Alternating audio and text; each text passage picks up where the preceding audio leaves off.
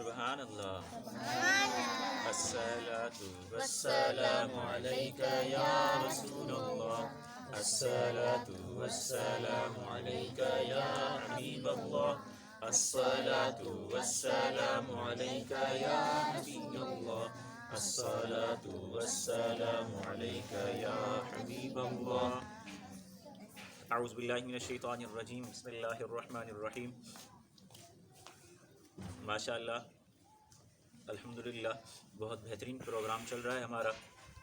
آج سب سے پہلے تو میں قرآن پاک کی ایک آیت مبارکہ کا مختصر ترجمہ اور مختصر اس کی وضاحت کروں گا، اور اس کے بعد خاص طور پر مجھے جو ہے وہ اپنے بچوں سے بات کرنی ہے. ان کو آج ایک میں کام دوں گا جو انہوں نے پورے ہفتے تک کرنا ہے، اور اس میں جو اچھی کارکردگی دکھائے گا اسے انشاءاللہ ہم انعام بھی دیں گے. تو تمام بچوں سے میں کہوں گا کہ وہ اچھی طرح سے خاموشی کے ساتھ بیٹھ کر سنیں کہ جو باتیں ان کو کہی جا رہی ہیں وہ کیا ہیں، اور ان پر پھر انہوں نے عمل کرنا ہے اور اچھے سے عمل کرنا ہے. بچوں کے پیغام کے بعد پھر انشاءاللہ خواتین کے لیے جو خصوصاً مائیں ہیں ان کے لیے بھی آج ایک پیغام دیا جائے گا، کیونکہ ہمارا جو پروگرام ہے اس کا مقصد ہی یہی ہے کہ ہم اپنی تربیت کریں، اور اس کے ساتھ ساتھ ہم اپنے جو آنے والی ہماری جو ہے وہ نسلیں ہیں ہم ان کی بھی اچھے سے اچھے تربیت کریں، ان کی پرورش کریں، تاکہ وہ سیکھیں کہ کس طرح سے ہم نے زندگی گزارنی ہے اور کس طرح سے ہم نے جو ہے وہ زندگی کو اور زندگی کے راستے پر چلنا ہے. تو سب سے پہلے قرآن پاک کی ایک آیت مبارکہ کی طرف آتے ہیں. اللہ تبارک و تعالیٰ نے قرآن پاک میں سورۃ فاتحہ میں ارشاد فرمایا: اعوذ باللہ من الشیطان الرجیم. بسم اللہ الرحمن الرحیم. اہدنا الصراط المستقیم. صدق اللہ العظیم. ترجمہ: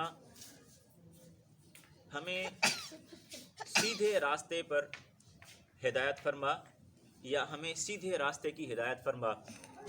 اس سے پہلے جتنی بھی آیات گزر گئی ہیں اس میں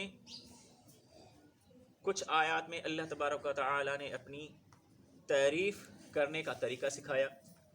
تعریف کرنے کے بعد پھر ایک آیت مبارکہ میں، یعنی جو پچھلے ہمارے پروگرام میں گزر چکی آیت مبارکہ ایاک نعبد و ایاک نستعین، اس میں طریقہ بتایا کہ جب بندہ میری تعریف کر لے تو اس کے بعد پھر مجھ سے اس طرح سے سوال کرنے کے لیے اپنے الفاظ بیان کرے. اس آیت مبارکہ میں جب ہم نماز پڑھتے ہیں تو کہتے ہیں اہدنا الصراط المستقیم. ہم اللہ تعالیٰ سے دعا مانگتے ہیں کہ یا اللہ ہمیں سیدھے راستے کی ہدایت نصیب فرما. اب ہدایت کیا ہوتا ہے؟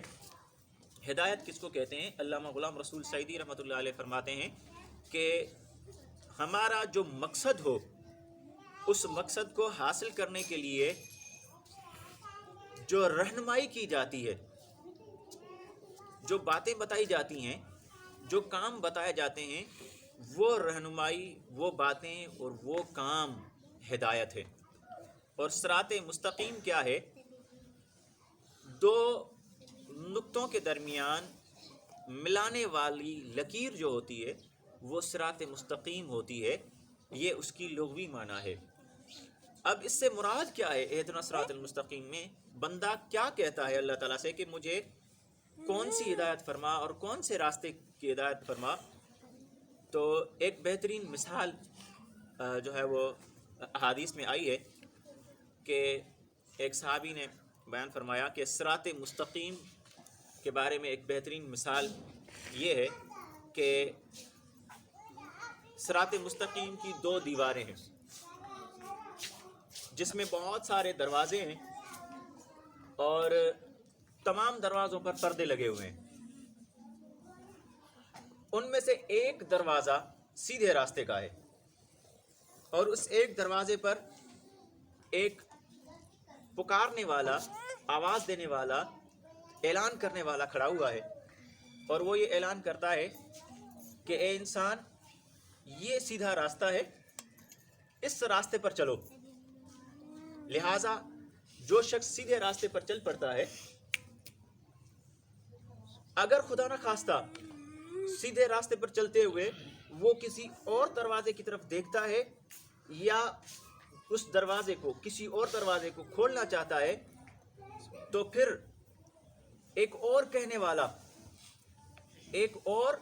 والا شخص، اعلان کرنے والا شخص اسے خبردار کرتا ہے کہ اے بندے، اے انسان، اس دروازے کی طرف مت دیکھو یا اس دروازے کو کھولنے کی کوشش مت کرو، ورنہ تم اسی دروازے والی راہ کی طرف چلے جاؤ گے، اسی دروازے والے راستے پر چلے جاؤ گے اور تم سیدھے راستے سے ہٹ جاؤ گے۔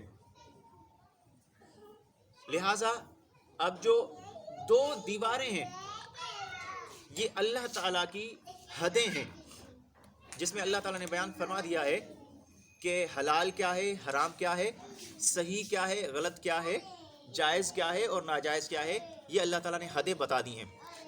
اور جو راستہ ہے سیدھا وہ اسلام ہے۔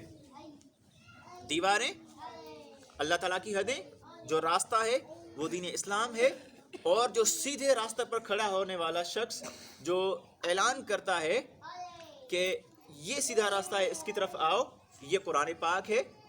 اور جو یہ اعلان کرتا ہے کہ اے بندے، اس دوسرے دروازے کی طرف مت دیکھو، دوسرے دروازے کی طرف مت دیکھو یا دوسرے دروازے کو نہ کھولو، ورنہ اسی طرف چلے جاؤ گے اور سیدھے راستے سے ہٹ جاؤ گے، یہ اعلان کرنے والا ہر انسان کے اندر اس کا ضمیر ہے۔